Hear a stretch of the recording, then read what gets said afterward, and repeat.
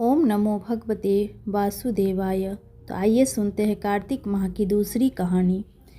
एक समय की बात है, किसी नगर में एक बूढ़ा व्यक्ति रहता था और उसकी 7 बहुएं थी।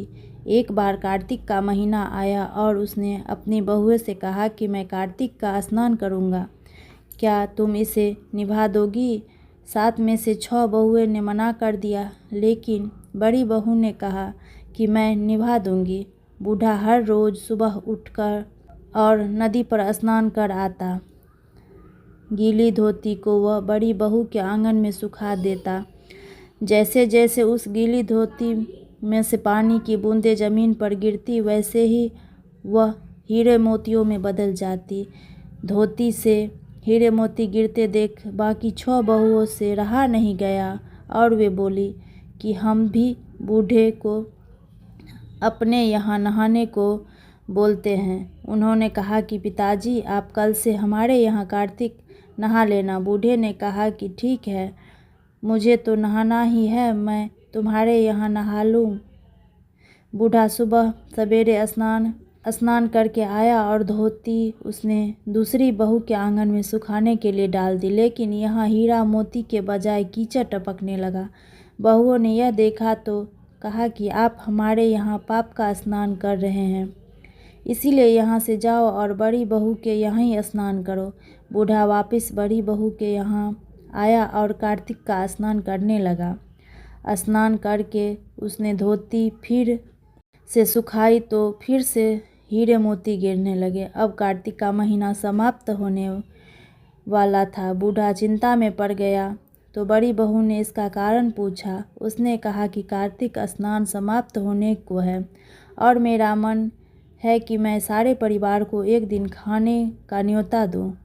बड़ी बहू ने कहा, पिताजी, इसमें चिंता की क्या बात है, आप सभी को बुला ले और मैं खाना बना दूंगी। बूढ़ा सभी को निमंत्रण देने गया तो बाकी बहुओं ने भी, जब तक यह घर पर रहेगी हम खाने पर नहीं आएंगे।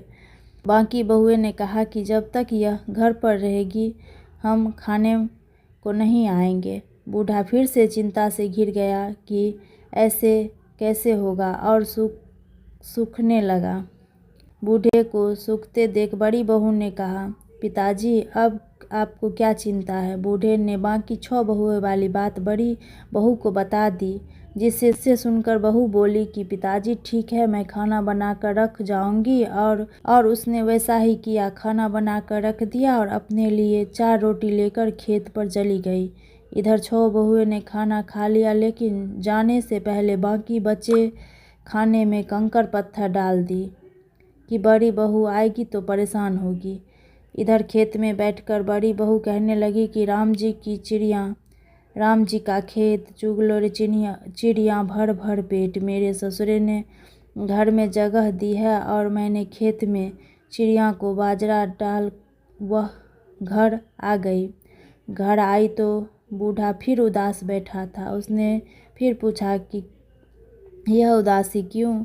सब ठीक ठाक निपट गया ना? वह बोला कि हाँ, सब ठीक से निपट गया, लेकिन वह तेरी देवरानियाँ बाकी बचे खाने में कंकड़ पत्थर व मिट्टी डाल गई। बहू ने कहा कि कोई बात नहीं पिताजी, मैं तो अपने लिए 4 रोटी फिर बना लूँगी। बहू बूढ़े से बात कर घर के भीतर जाकर खाने को देखती है, लेकिन वह देखती है कि जिस खाने में वह सब कंकड़ पत्थर डाल गई थी वह हीरे मोती में बदल गए हैं। घर की जगह महल खड़ा हो गया है और धन दौलत से भर गया है। अन्न के भंडार घर में भरे पड़े हैं। वह बूढ़े को बुलाकर कहती है, पिताजी, आपने तो कहा था कि मेरे लिए कुछ नहीं बचा है, लेकिन यहाँ तो हीरे मोती के भंडार हो गए हैं।